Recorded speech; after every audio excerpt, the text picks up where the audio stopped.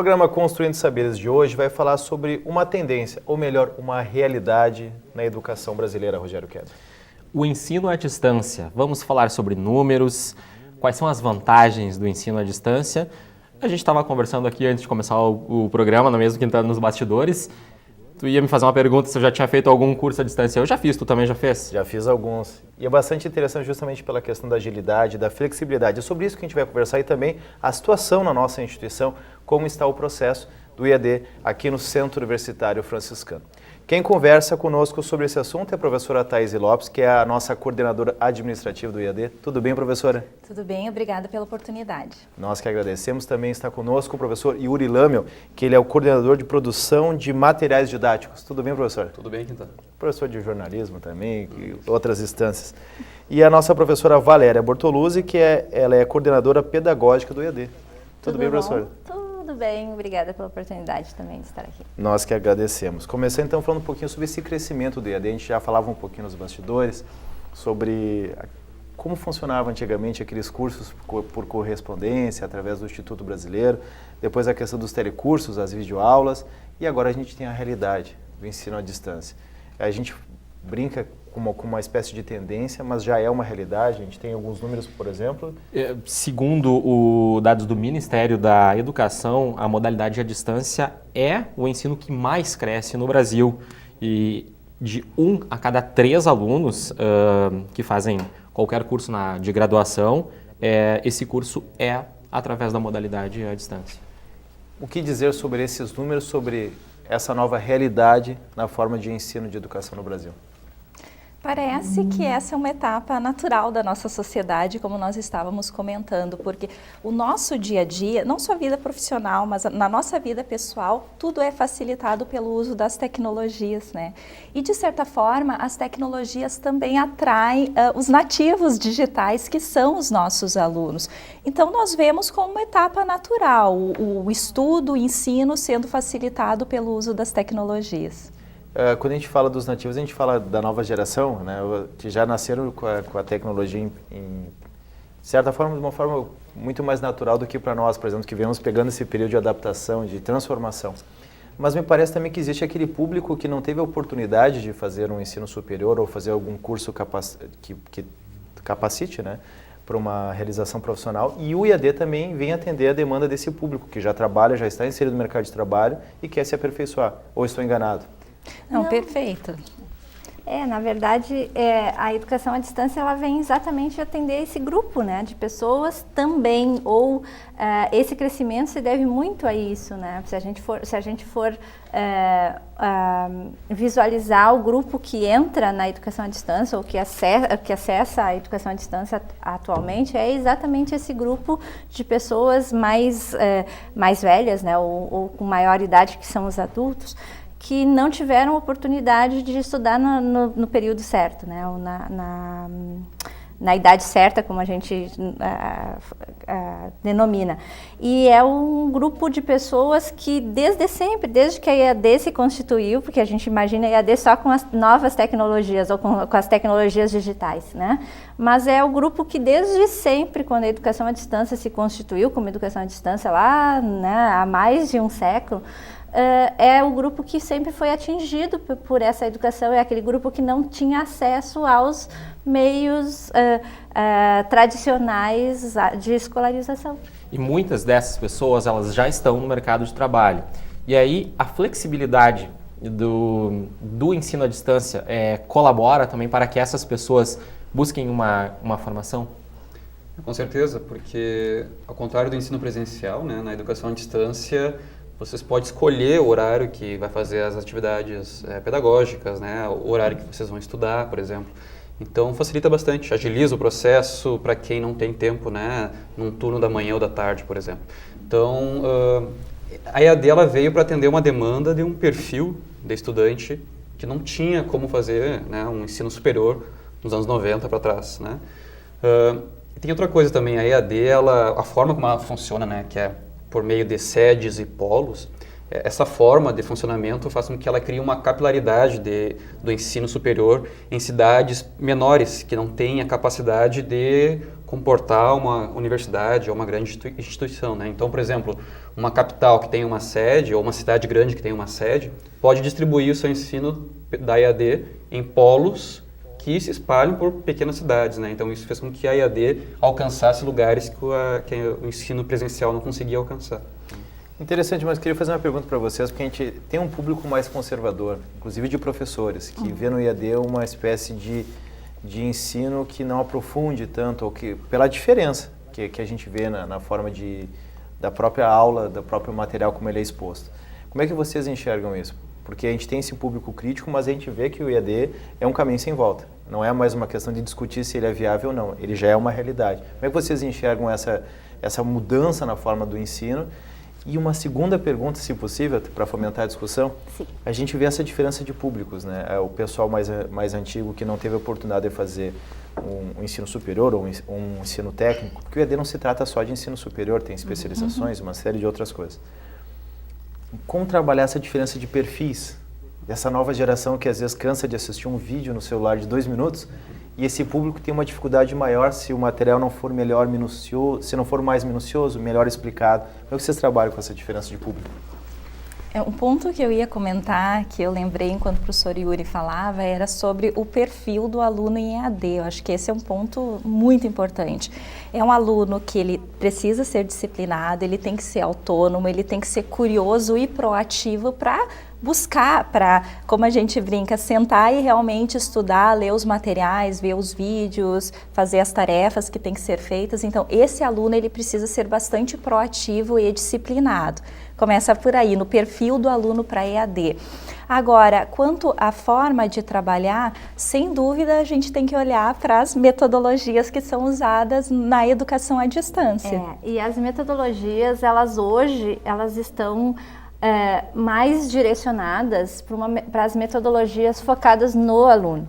Então, que são as chamadas metodologias ativas, né? Então, são metodologias que centram o foco na atividade do aluno. Então, o aluno é o centro do processo e o professor precisa se reconfigurar enquanto professor, porque hoje o professor, por mais que seja um professor dinâmico, por mais que o professor seja um professor que pense no aluno, que faça o aluno em sala de aula refletir, o professor ainda é no presencial aquele que comanda a sala de aula. E na EAD não, na EAD ele precisa pensar que ele que ele é aquela pessoa que disponibiliza os meios, mas quem é realmente o ator da aprendizagem é o seu aluno.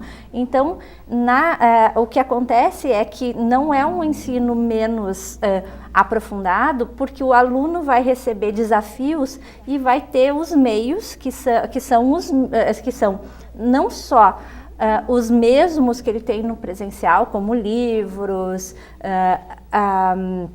vídeos, enfim, mas ele também tem outros, porque ele tem a internet inteira, né, disponível para ele. Então, é mais aprofundado, inclusive, né, porque ele tem mais recursos à sua disposição, mas a diferença está na metodologia. Quer dizer, o professor ele tem que ser aquele que disponibiliza o desafio para que o aluno vá buscar a resposta ou a solução para o desafio. Por isso que o aluno precisa ser diferente. E por isso que a EAD realmente promove aquilo que a gente chama de autonomia. Porque o aluno precisa ser um aluno mais autônomo. Ele não pode esperar que o professor fique o tempo todo dizendo o que ele precisa fazer. Tem uma perguntinha que frequentemente surge. O ensino à distância é mais fácil que o ensino presencial? Olha, eu já conversei com alunos que tiveram as duas experiências, presencial e à distância, e é unânime, né? Eles falam que a EAD é mais desafiadora, inclusive, né? Existe esse preconceito, faz tempo já, né? Que a EAD deve ser mais fácil porque eu fico lá em casa, o curso é mais barato, então deve ser mais fácil, mas não é bem assim. Ele é até mais desafiador, acredito eu também. Por quê? Porque para fazer um curso à distância, os professores, a equipe, né, que produz o curso, ele planeja o curso muitos meses antes, né? E quando o curso começa, ele tem que estar 100% pronto, o curso. Então, ele já foi testado, ele já foi analisado, foi feito muitos conteúdos para compensar a falta do professor, né? Enquanto que no presencial, nós sabemos, nós 3 somos professores de presencial, começa o semestre e tem aulas ali que a gente ainda vai desenvolver no meio do semestre, no decorrer do semestre, né? Então, o curso EAD ele é muito bem planejado, muito bem projetado, tem uma diversidade de materiais, né? Multimídia, interativos, e ele não significa que ele é fácil, não mesmo. Tanto é que a gente pensa, né, não vai ter um professor presencial, então não vão ver a minha falta, não vão perceber a minha falta, mas a gente percebe a falta como quando ele não participa das atividades. Né, quando ele não está num fórum.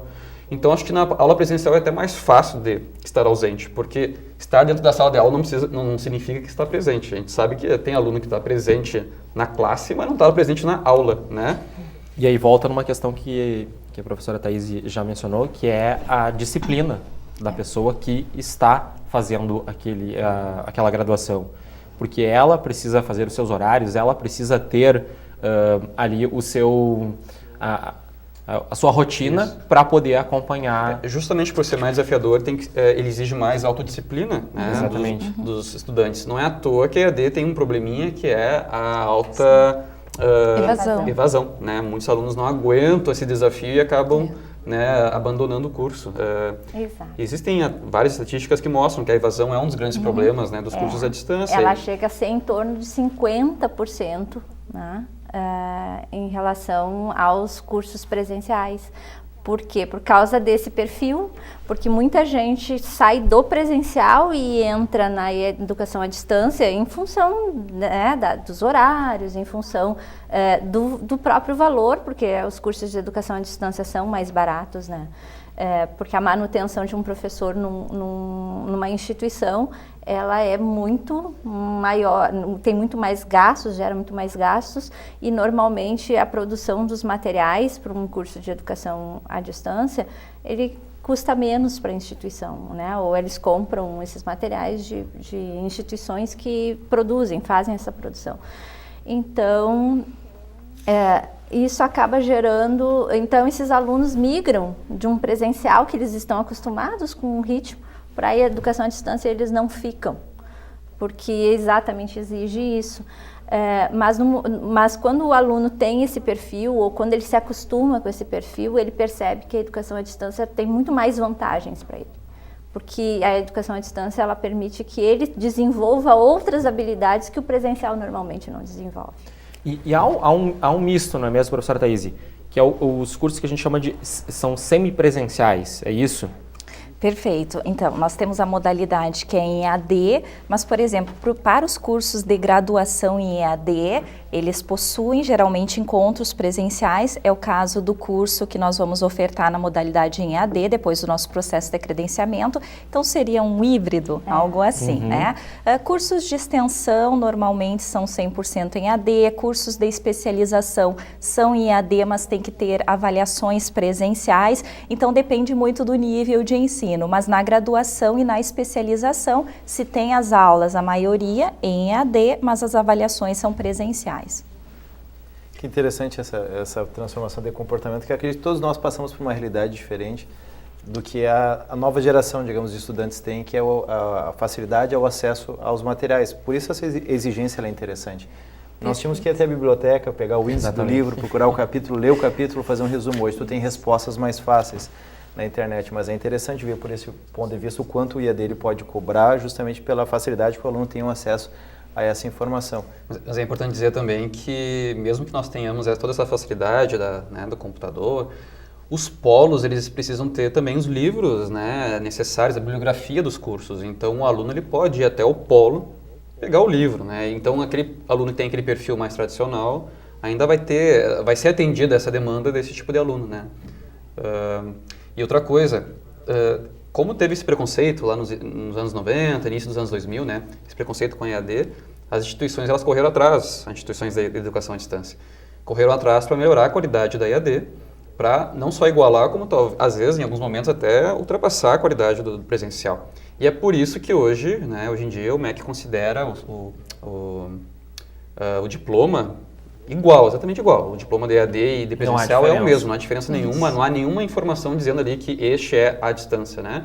Porque o MEC entende que ambos têm a mesma qualidade. Inclusive, os alunos da educação à distância passam pelo mesmo ENAD, então a prova é exatamente a mesma. Isso garante, né, que a qualidade tem que ser exatamente a mesma. E Então, pensando nesse ponto, é importante a gente frisar o quanto é complexo e desafiador um processo de credenciamento na modalidade EAD, que é o que a instituição está vivenciando nesse momento.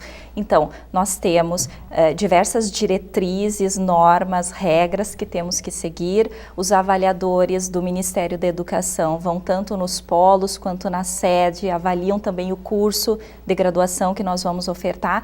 Então, a exigência de qualidade é a mesma, tanto na modalidade presencial quanto à distância.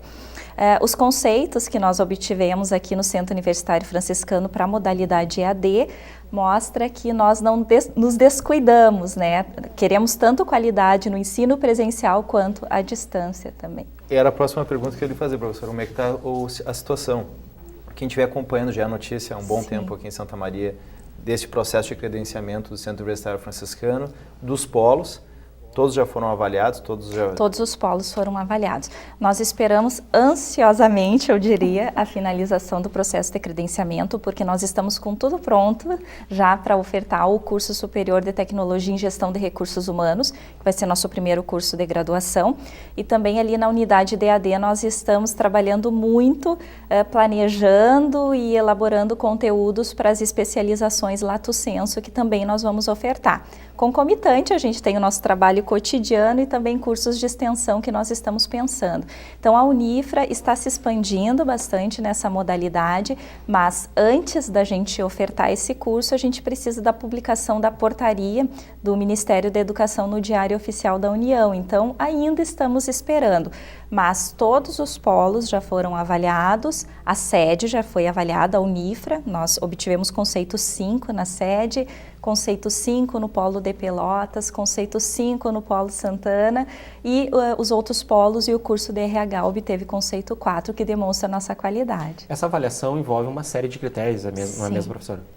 Bom, basicamente, os avaliadores do MEC vão analisar a organização institucional, ou seja, desde os documentos institucionais, o plano de desenvolvimento institucional, olham também o projeto pedagógico do curso da modalidade EAD que nós vamos ofertar. Eles observam infraestrutura física, tecnológica, fazem a mesma coisa para os polos também, então vocês vejam o quanto é complexo e desafiador todo esse processo, porque nós começamos a planejar esse processo em 2013. Em agosto de 2013 foi constituída uma equipe para gestar esse processo de credenciamento e aí essa equipe começou a pensar o curso, DRH, a equipe também visitou todos os polos, avaliando quais os investimentos que seriam necessários. Um ponto muito importante na EAD do Centro Universitário é que os polos são as escolas franciscanas, são as escolas da rede de educação básica da rede da Escalifra. Isso é muito importante, isso já nos dá um diferencial, porque as escolas são muito reconhecidas, são tradicionais, são escolas centenárias e que têm uma infraestrutura física e tecnológica excelente. Em resumo, então, basta a publicação dessa portaria para, de fato, começar a ser ofertado esses cursos. Não há uma previsão, mas Não. deve acontecer ao longo de 2017. Não posso te prometer, mas nós esperamos ansiosamente, como eu disse, que sim, que ainda em 2017 a gente obtenha esse credenciamento. O que vem fortalecer o nosso credenciamento para a universidade também. Né? Que interessante, a gente vem acompanhando o trabalho dos professores, a gente fica feliz e na expectativa também dessa notícia. Né? Enquanto isso não acontece, a produção de conteúdo não para, é isso? Não para, porque nós queremos ofertar vários cursos assim que nós pudermos. Nós não podemos oferecer curso de graduação, pós-graduação, mas a gente faz cursos de capacitação, cursos internos aqui para professores, por exemplo, vai ter agora o curso de Moodle para professores, que a gente vai fazer nos próximos meses, né? Então são cursos que nós podemos ofertar por enquanto, que é geralmente interno, né? E um outro braço da EAD e que fortalece, na verdade, a atividade de toda a instituição é que com o trabalho de credenciamento, a instituição e também com a oferta, com a organização e a oferta do primeiro curso totalmente à distância de graduação, a instituição começou a apostar nas novas matrizes, na possibilidade dos cursos híbridos, então os cursos com até 20% na modalidade de educação à distância. Então as graduações que possuem até 20%, nós damos todo o aporte para aquelas disciplinas que vão se organizar com até 20%, ou se os cursos inteiros, né, vão ter todas as disciplinas com parte em educação à distância, então nós damos esse aporte. Atualmente nós estamos trabalhando com os cursos de ciência da computação e sistemas de informação, trabalhando com eles na produção dos materiais, dos objetos de aprendizagem, mas estão vindo outros cursos, né? Por exemplo, os cursos da saúde que reformularam o seu currículo, eles já reformularam os seus currículos pensando nos 20%. Então, à medida que eles começarem a ofertar as disciplinas com 20%, nós temos que dar esse aporte, porque essas disciplinas precisam estar planejadas antes de serem ofertadas. Então, isso tudo passa pela orientação da educação à distância. Então, agora as licenciaturas estão reformulando seus currículos também com a possibilidade dos 20%. Então, tudo isso, a educação à distância, o nosso grupo lá da EAD, não só participa dos planejamentos, como também depois faz a orientação pedagógica, faz a produção dos materiais, enfim. Nós nos envolvemos, no final das contas, com toda a instituição a partir do momento em que a educação à distância começou a permear também o presencial. E é um caminho sem volta, por isso as capacitações que agora a gente oferece, né, direto para a instituição. A gente falou do perfil do aluno, eu fico me perguntando como é que funciona isso para os professores. Porque a gente sabe que muitas vezes, no passado recente, era possível ter uma mesma metodologia por anos. Preparava-se uma metodologia de aula e se levava por muito tempo. Hoje em dia a tecnologia ela nos proporciona uma mudança tão rápida que daqui a pouco a metodologia de hoje já está ultrapassada no próximo semestre. Como é que funciona esse desafio para o professor? O professor é um grande desafio, principalmente porque os professores geralmente eles tiveram toda uma formação tradicional. E acontece muito do professor trazer de sua própria experiência pessoal, né, trazer essas dinâmicas de aula para a sua aula. Então, a gente tem uma mudança de paradigma praticamente no ensino, né? São novas metodologias ativas, por exemplo, metodologias que envolvam tecnologia. Então, por exemplo, eu sou um professor jovem, não faz muito tempo que me formei, faz um pouquinho mais de uma década, né? Só que uma década atrás, a gente não usava muita tecnologia, né? Então, se para mim já é assim, né? Se para mim eu já tenho a experiência do ensino super tradicional, imagina para a grande maioria dos professores, que tem uma formação ainda mais antiga, né? Então é uma mudança de mente completa praticamente. Então a gente tem que oferecer essas capacitações, como a gente vai oferecer agora de Moodle, por exemplo. Mas não dá para oferecer apenas capacitação sobre a ferramenta, né? Sobre como publicar um arquivo, sobre como, né, enviar alguma coisa para o aluno. Não é só o ferramental, a gente tem que ensinar, ou melhor, a gente tem que conversar com os professores sobre novos métodos de ensino. Isso é bem diferente. É aquilo como a Valéria falou antes, na sala de aula, quem domina a sala de aula geralmente é a figura do professor, né? Aquela figura única, dominante. No ambiente virtual não é bem assim. No ambiente virtual todo mundo tem a mesma altura, o mesmo rosto, o mesmo espaço, né, que ocupa ali. Então é uma coisa um pouco mais igualitária e todo mundo tem o mesmo poder de comunicação praticamente ali. Então é um outro ambiente onde os alunos têm mais poder de comunicação, né? E como gerenciar esse espaço? Aí a gente tem que conversar com os professores sobre isso. Nesse contexto eu estava lembrando que diz o nosso plano de desenvolvimento institucional que a modalidade EAD, ela incide sobre a modalidade presencial de alguma forma, porque a modalidade EAD é um desafio para o aluno, como nós estamos falando, mas sobretudo é um desafio para o professor, porque nós estamos acostumados na modalidade presencial com a aula expositiva, né? Naturalmente a gente acaba planejando as nossas aulas dessa forma. Eu trabalho com EAD desde 2008, 2009 e depois de passar por quase todas as capacitações da unidade de EAD, eu já penso como eu poderia apresentar esse conteúdo de forma diferente, né? De forma a trazer o aluno como protagonista daquela aula e não só como mero espectador. E isso tudo, sem dúvida, eu devo às capacitações que foram dadas pelos professores que estão aqui. A gente conversava uma outra oportunidade, professora, que a professora Valéria falava da produção de conteúdo, mas o ensino EAD, ele não fica restrito ao conteúdo disponibilizado pela graduação ou pela universidade. A professora falava que o mundo da internet hoje está aí para ser utilizado pelo aluno da educação à distância, não é mesmo? E aí, nesse sentido, o cuidado que nós temos que ter é a internet, o Google, enfim, a internet de uma forma geral tem muita informação, tem informação para qualquer área do conhecimento que a gente busca. Mas como transformar isso em conhecimento? É preciso filtrar. É preciso filtrar, é preciso um processo reflexivo, crítico. Isso é muito sério, né? Porque nós precisamos juntar todas essas informações e transformar isso em conhecimento. Para isso é importante o tipo de atividade que o professor propõe para o aluno. Por isso os desafios, né? Por isso que a gente fala que o professor precisa desafiar o aluno.